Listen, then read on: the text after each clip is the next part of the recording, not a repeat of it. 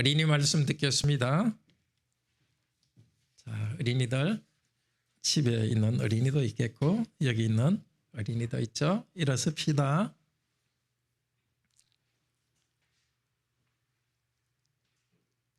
옛날에 오늘 읽은 시편 보니까 예배를 어디서 드렸어요? 하나님의 백성들이 네, 성전에서 드렸죠. 성전에서. 지금은 성전이 없어요. 그러면 지금은 어디서 드리죠? 예배는? 네, 지금은 교회에서 예배 드립니다. 교회는 여기 그 건물, 여기 교회가 아니고 우리가 이렇게 교인들이 함께 모여 있는 이게 교회입니다. 함께 모여서 예배 드리는 것을 너무너무 기뻐했어요. 오늘은 옛날에 성전에서 함께 모여서 예배 드리는 성도들이 기뻐한 것을 봅시다. 그리고 이 함께 예배 드리는 성도들에게 축복 기도를 했어요. 그랬으니까 또 지금 우리도 교회 안에서 기쁨으로 예배 드리고 서로를 축복합시다. 그리고 마지막에 이제 예수님께서 오시면은 교회를 더 완전하게 해서 우리가 기쁘게 예배하고 서로를 축복하게 될 거예요. 오늘 이 말씀을 듣는데 우리 어린이들도 예배 때마다 참 기쁨이 있도록 하나님께서 도와주시기를 바라요. 계속해서 말씀을 들읍시다. 네, 성도는 기쁨으로 예배하면서 교회의 평화를 구합니다. 우리 성도가 누릴 수 있는 큰 복은 하나님을 찬양할 수 있다는 것입니다. 찬양은 지금 문제가 있는데도 불구하고 그 문제를 뛰어넘는 문제 위에 계신 하나님을 바라보게 합니다. 죄와 고통 뛰어넘어 계신 하나님을 바라보게 하고 하나님 안에서 찬양하면서 우리의 문제가 해결됩니다. 오늘 시편 122편도 예배의 기쁨을 노래합니다. 원래 시편 이게 120편부터 쭉 계속되는 노래입니다. 135편까지 계속되는데 구약 이스라엘 백성들이 성전이 멀지 않습니까? 그렇지만 1년에 3번은 꼭 성전에 가서 예배드립니다. 그래서 성전에 가서 예배드리는 것에 대한 노래가 계속되는데 120편에서는 성전을 향해서 예배하러 떠나면서 노래했고 121편은 성전을 향해서 예배하러 하는 여행 가운데 또 하나님께서 주신 은혜를 이야기했고 오늘 122편은 성전에 들어가기 위해서 성전에 가기 위해서 예루살렘 성문에 들어온 다음에 이 예배의 기쁨을 노래합니다. 여기 예루살렘 성은 단순한 성이 아니라 하나님의 공동체입니다. 그러니까 하나님의 그 구약교회죠. 공동체와 함께 예배드리는 기쁨을 노래하고 또 공동체를 축복합니다. 오늘도 우리가 이 예배에서 공동체와 함께 드리는 예배의 기쁨 그리고 성도를 축복하는 그 은혜를 누리기를 바랍니다. 그렇게 하기 위해서 먼저 이 구약 성도들이 성전에서 또 예루살렘에서 예배 공동체의 기쁨을 이야기했던 것을 보고 그리고 지금 새로운 성전인 교회 안에서 우리가 기쁨으로 예배드리는 것 또 세 번째는 하나님께서 이 예배 공동체를 완전하게 만들어 주실 새하늘과 새 땅, 새 예루살렘에서 예배드릴 것을 또 바라보면서 소망 가운데 예배하도록 합시다. 첫째로는 과거 구약 교회가 예배의 기쁨과 또 평화를 기도한 것을 봅시다. 1절에서 2절은 예루살렘 도시에 도착한 기쁨입니다. 1절 2절 우리 같이 읽읍시다. 사람이 내게 말하기를 여호와의 집에 올라가자 할 때에 내가 기뻐하였도다. 예루살렘아 우리 발이 내 성문 안에 섰도다.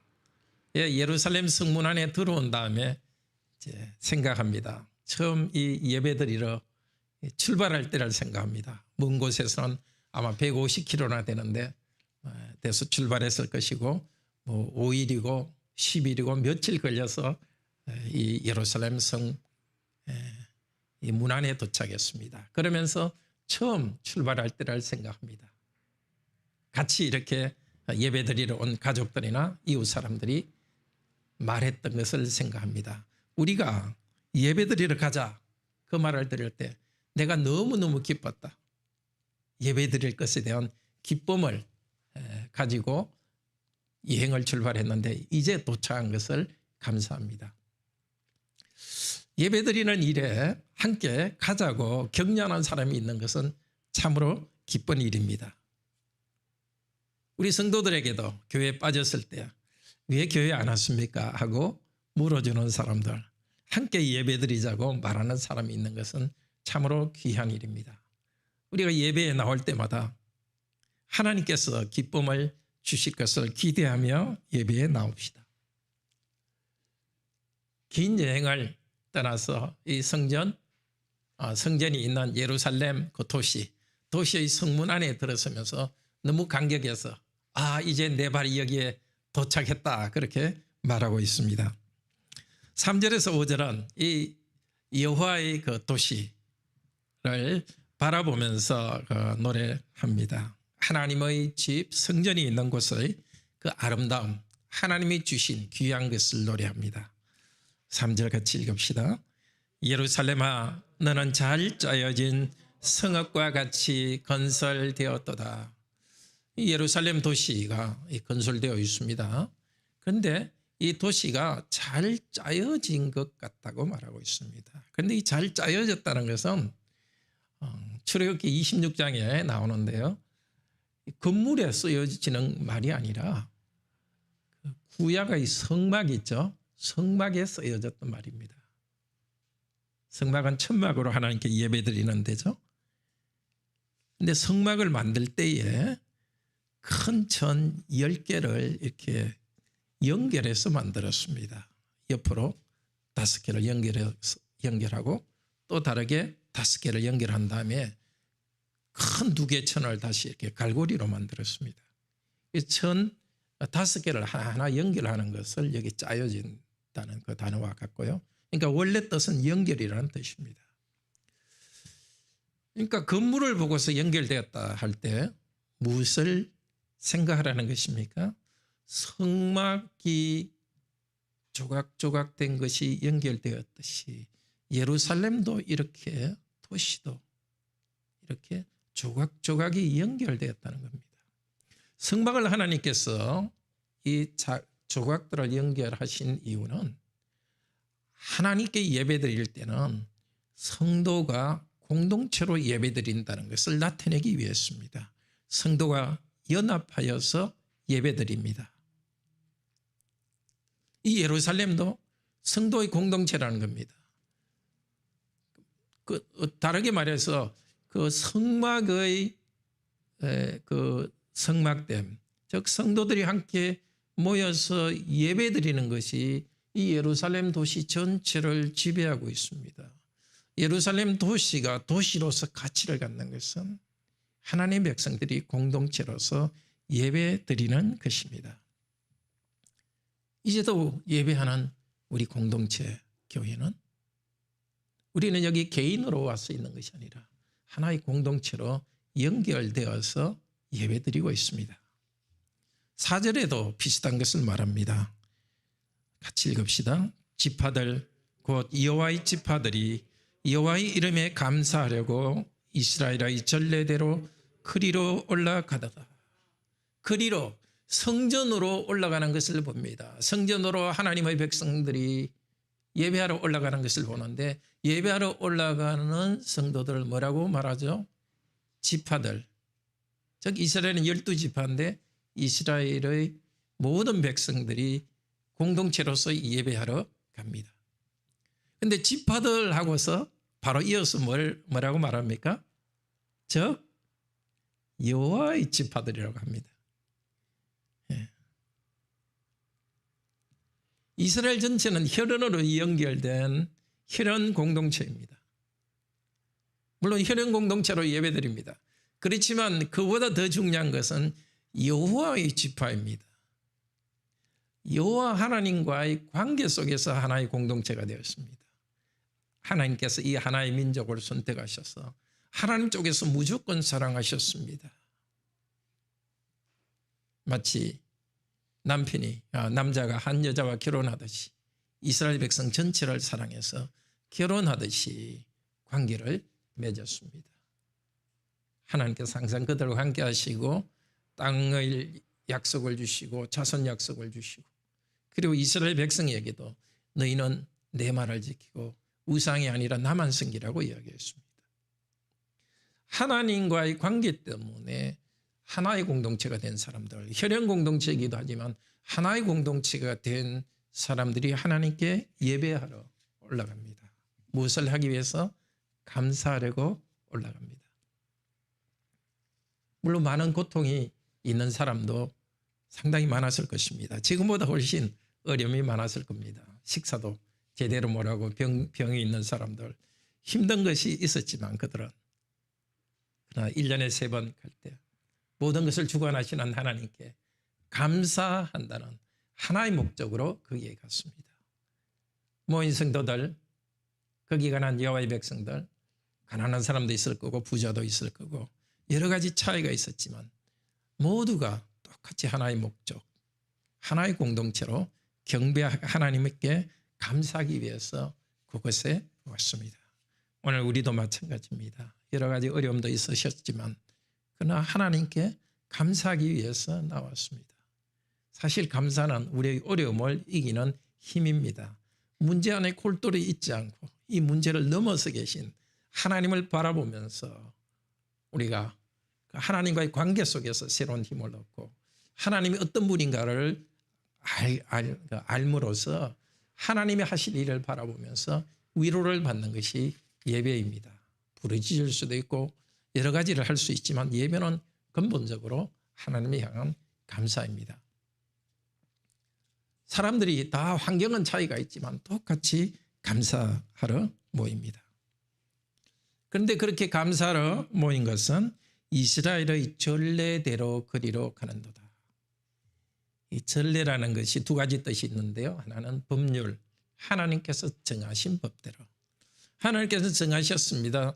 이스라엘 백성은 최소한 1년에 3번은 성전에 와서 예배하라고 그랬습니다. 우리 어린이들이 있으면 묻겠는데 어린이들이 없어서 묻지를 못하겠네요. 근데 우리 형제들한테 물으면 조금 혹시 대답을 못하면 힘들 것 같아서 1년에 3번 뭐죠? 유월절, 오순절, 맥추절, 오순절, 그리고 초막절에 3번은 올라가서 참 잘했어요. 3번은 올라가서 예배하도록 했습니다. 하나님이 정하신 대로 순종하여서 다 올라갑니다.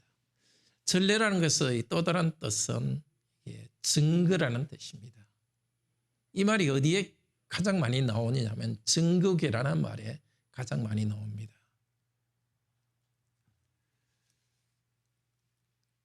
출애굽기 그 26장에 그 성막을 이렇게 다 연결했다 그랬죠.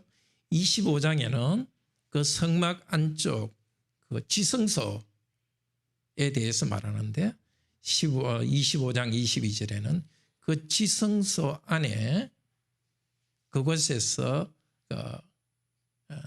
그곳을 조그만 박스가 있죠. 박스 있는데 상자 있는데 상자 안에는 십계명이 들어있고 그 십계명이 있는 그 상자를 증거궤라 그렇게 합니다. 왜냐하면 십계명이 하나님과 백성 사이에 언약을 맺은 것에 대한 증거이기 때문에. 그러니까 백성들이 전례대로 간다, 증거대로 간다 하는 것은 어디를 향해서 가느냐? 바로 지성소에 있는 하나님께 경배하기 위해서 간다는 겁니다. 이렇게 공동체로 다 모였지만 물론 모여서는 여러 가지 이야기를 할 겁니다. 사실 명절 때 여러 곳에 흩어진 가족들이 다 모이지 않습니까?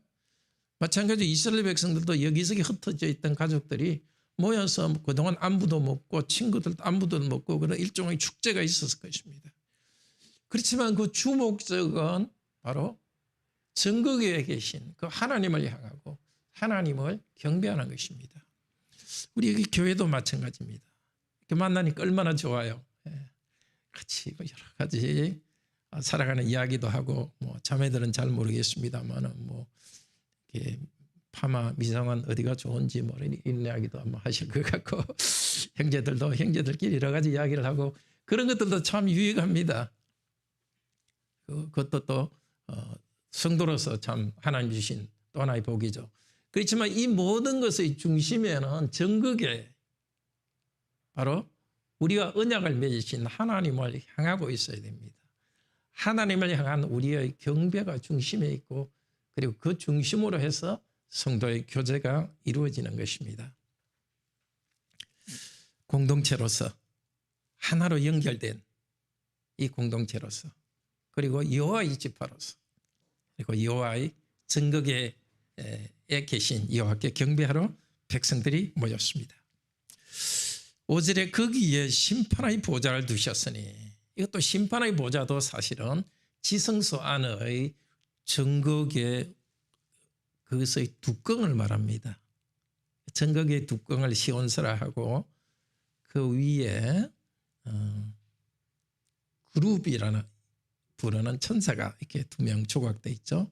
그 위를 하나님께서 앉아서 다스리는 곳이라고 백성들에게 말했습니다. 여호와 하나님은 온 땅을 다스리고 초월에 계시기 때문에 그 조그만데 앉아 계시진 않죠. 다만 백성들을 위해서 하나님께서 그곳에서 말씀을 하십니다. 출애굽기 25장 22절에서 내가 거기서 너에게 말할 것이다. 그리고 그곳을 여호와께서는 여호와의 보좌라고 말했습니다. 자, 이스라엘 백성들이 이렇게 예배하러 가면서 생각이 집중되는 것은 바로 그 보좌에 앉아 계신 성전에 계신 하나님께 집중하면서 경배하고 있습니다. 그런데 보좌를 두셨으니 하고 곧 다윗의 보좌로다 하고 바로 연결됩니다. 분명히 성전 안에서의 보좌를 말하는데 다윗의 보좌라는 것은 왕의 왕좌를 말합니다.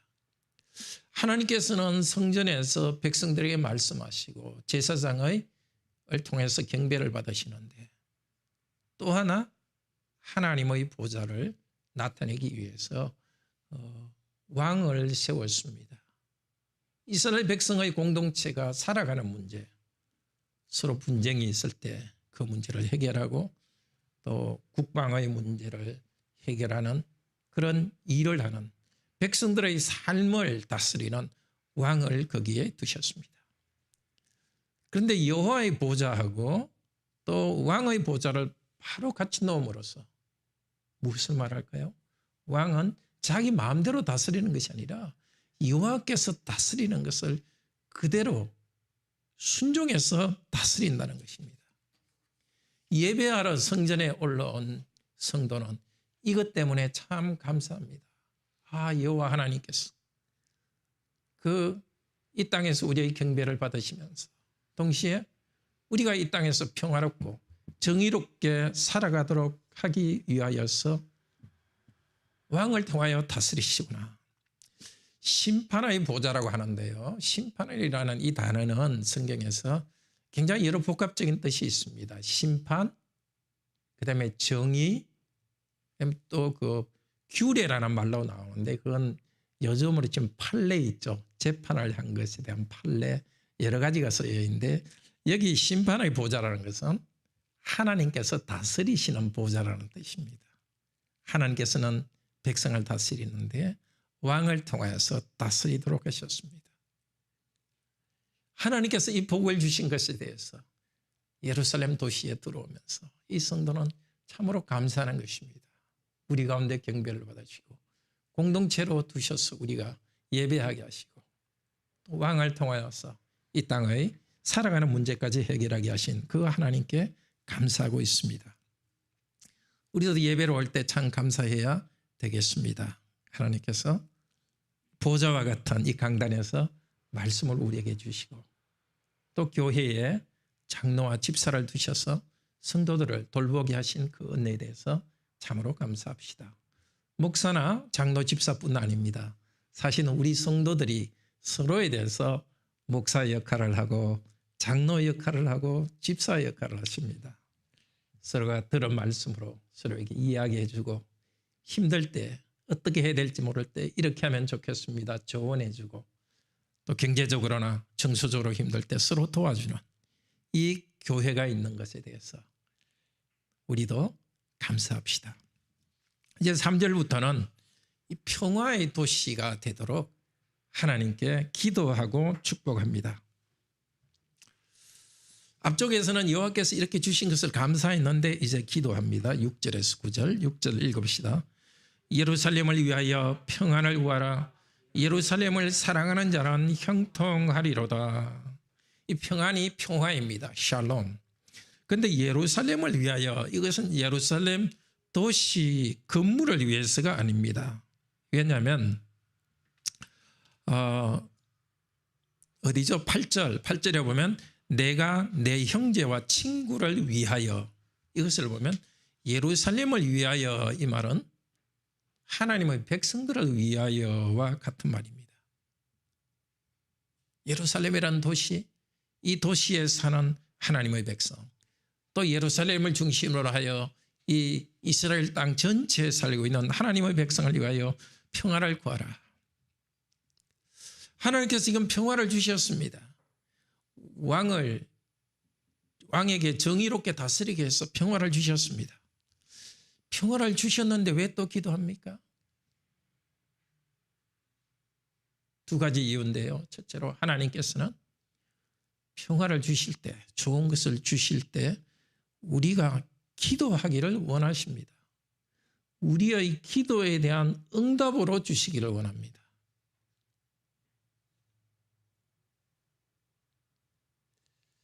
그래서 우리는 기도해야 됩니다. 뭐 기도하지 않아도 하나님 은혜 주시는데 왜 기도하냐고. 아닙니다. 하나님께서는 간절히 기도하기를 원하시고 기도에 대한 응답으로 주시기 때문에 우리가 평화롭게 살 때 간절히 기도해야 됩니다. 문제가 없을 때 은혜를 주시도록 간절히 기도해야 됩니다.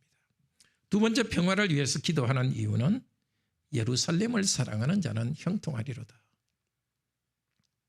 공동체의 평화를 위해서 기도하는 사람에게 하나님께서는 복을 주십니다. 하나님의 약속입니다.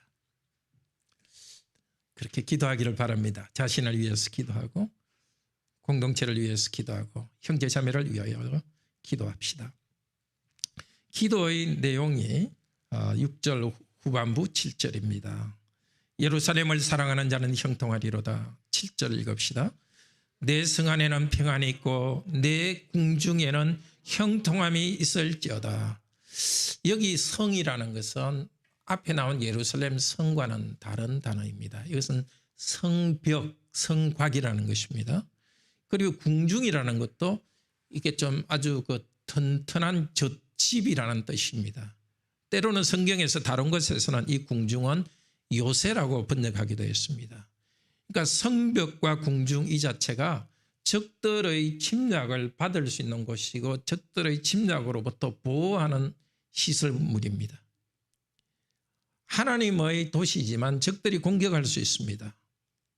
하나님께서 지켜주셔서 이 도시에 샬롬과 형통함이 있을 수 있도록 기도하고 또한 축복합니다.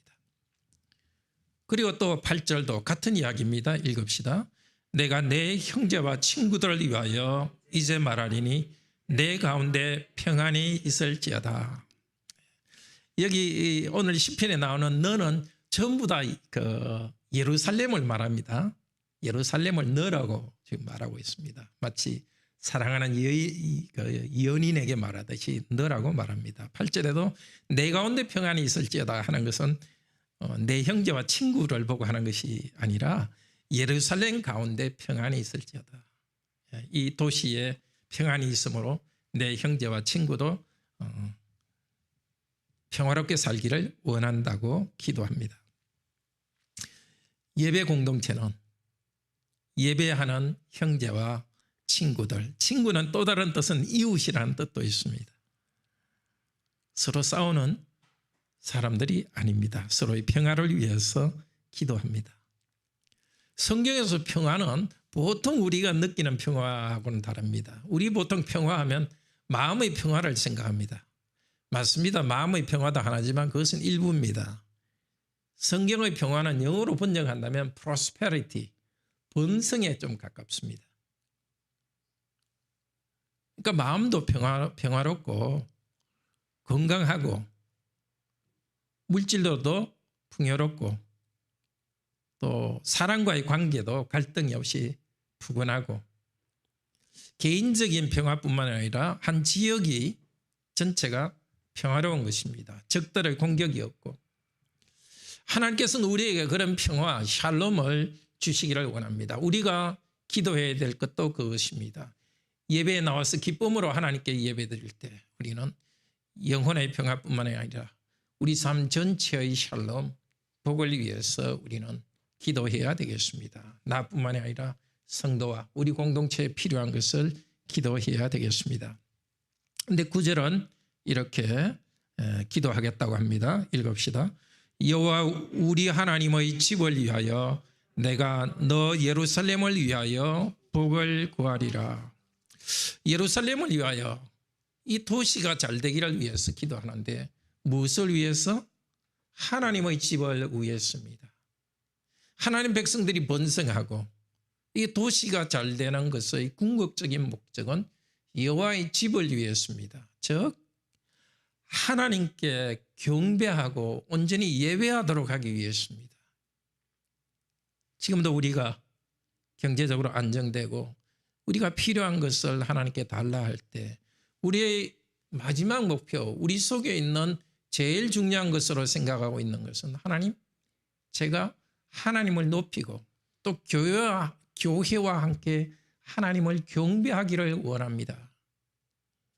바른 예배를 드리기 위해서 우리는 평화를 구합니다. 앞으로 그렇게 기도합시다. 정말 물질의 문제가 있을 때 하나님 불편합니다. 그렇게만 하는 것이 아니라 하나님, 제가 온전히 하나님께 영광 돌리고 성도들과 함께 경배할 수 있도록 물질 문제를 해결해 주시옵소서.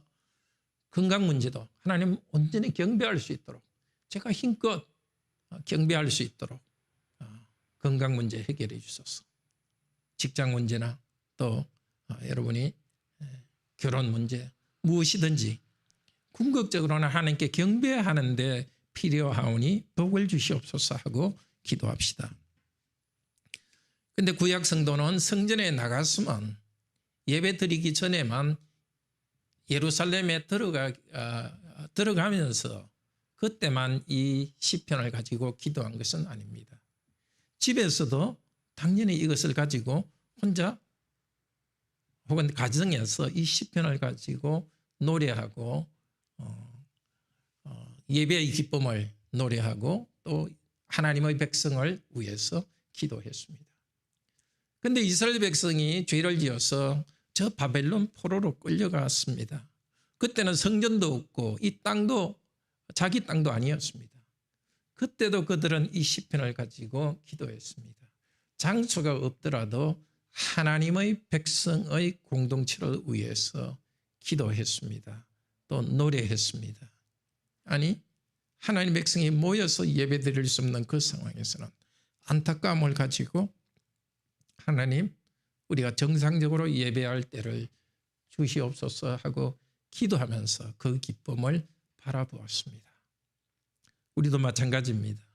예배가 정상적으로 되지 않을 때 또 지금처럼 이렇게 모든 성도가 함께 예배 드릴 수 없는 이때에 우리도 모든 성도가 함께 예배 드리는 그 기쁨을 주실 것을 기대하면서 이런 노래를 부릅니다.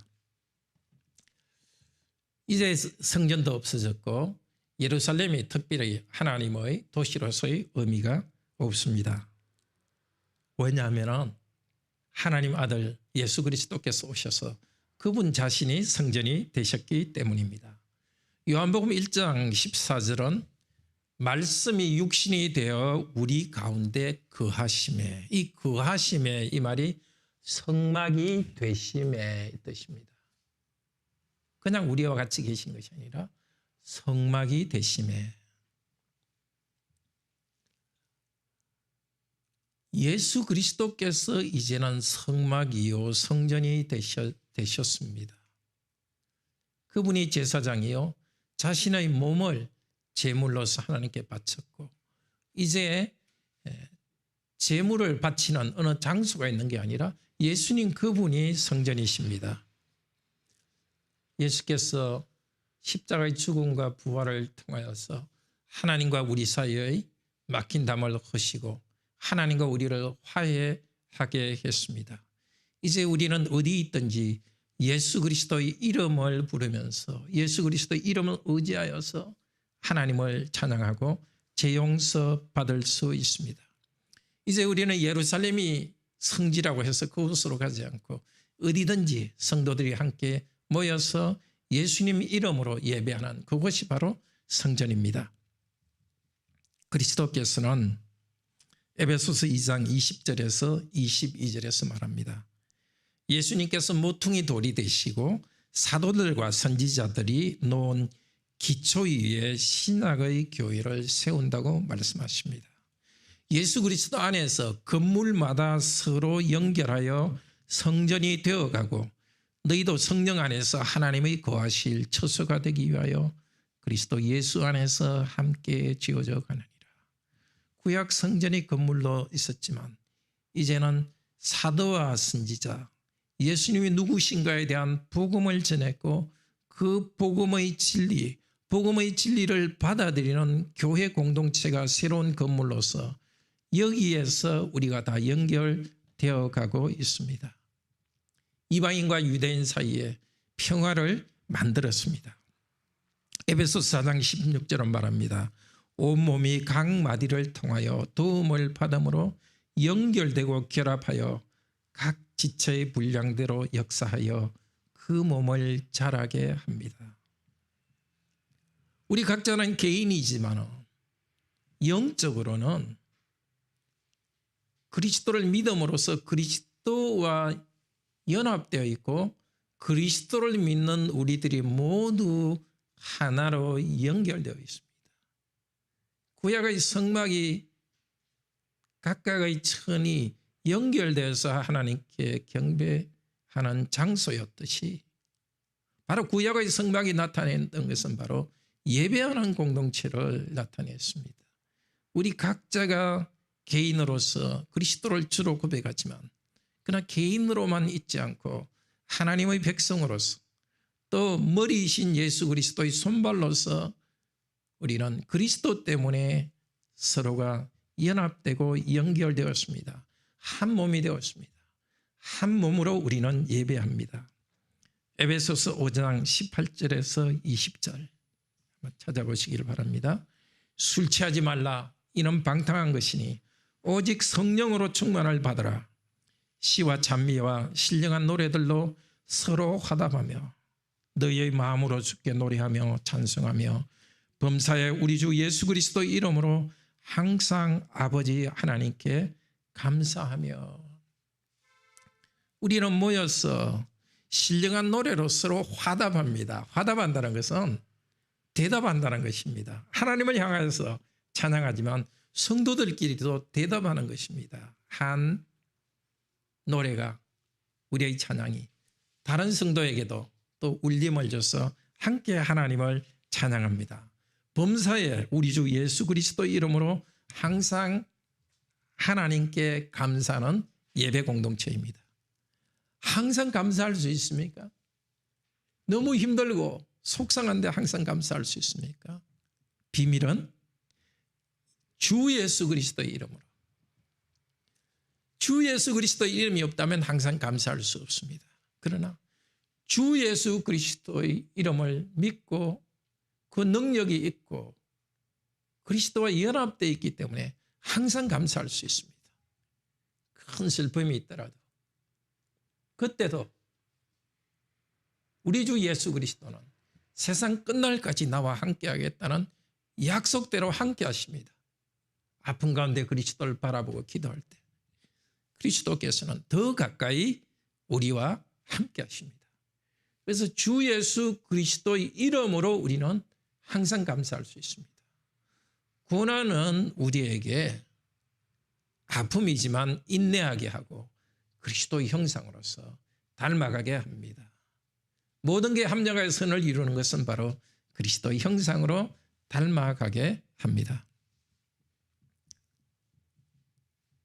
예배 공동체는 항상 감사할 수 있습니다. 예수 그리스도의 이름으로.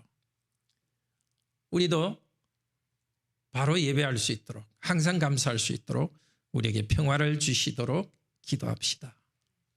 우리 각각에게 평화와 샬롬 모든 것을 잘되게 해주도록 기도합시다.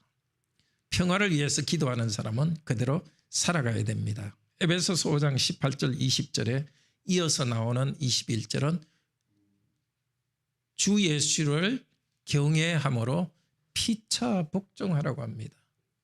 정말 하나님을 사랑하는 사람은 피차 복종함으로써 평화를 만듭니다.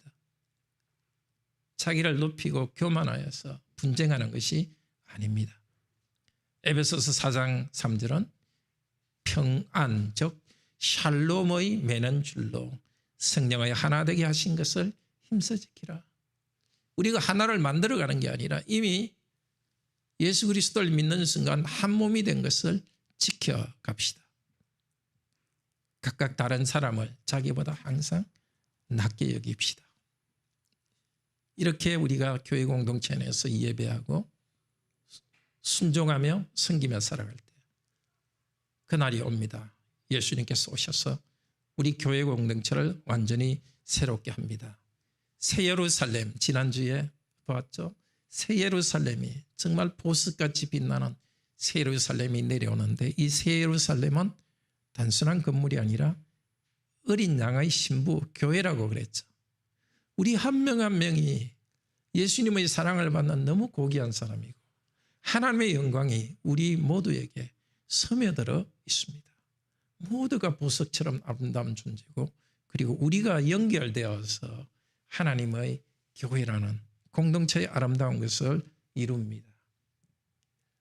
우리 모두는 보석과 같이 똑같이 귀합니다. 다만 색깔이 다릅니다.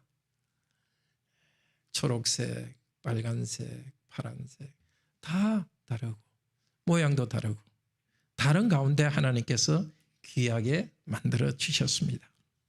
그 목적은 에베소서 5장 26절 27절 말합니다. 물로 씻어 말씀으로 깨끗게 하사 거룩하게 하시고 자기 앞에 영광스러운 교회로 세우사 우리를 선택하시고 믿게 하실 때 이미 하나님의 목적이 바로 보석과 같이 아름다운 모습으로 완전히 바꾸기 위해서고 이미 우리 자체는 그런 신분이 되었습니다. 그런 신분으로 삼아주셨으니 거룩함으로 살아가도록 합시다. 은혜와 평강을 서로에게 축복하면서 이렇게 귀한 성도 한 명 한 명을 나와는 다르지만 보석 같은 존재로 귀하게 여깁시다.